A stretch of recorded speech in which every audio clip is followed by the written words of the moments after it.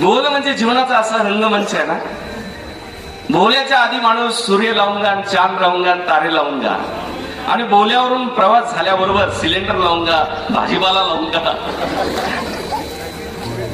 डास्टिंग change होतं माणसाच्या जीवनात जबाबदारीनं. ज्या पोरांनी पाण्यात उडी घेतली होती तो भयंकर घाबरलेला होता. पुढच्या काठावर निघाल्याबरोबर हातपाय चेक करू लागला. राजा धावतच आला त्याच्याकडे की भाऊ तू टेन्शन नको घेऊ, पुढची स्टेपच कॅन्सल केल्यात, तू डायरेक्ट चल, आता फक्त हार टाकायचा आहे.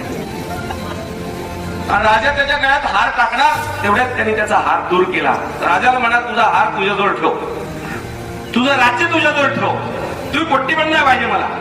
मग पहिले त्या काठावर जाऊ दे, आणि ज्या पोट्ट्यानं मला धक्का दिला ना त्याला मला शोधायचंय.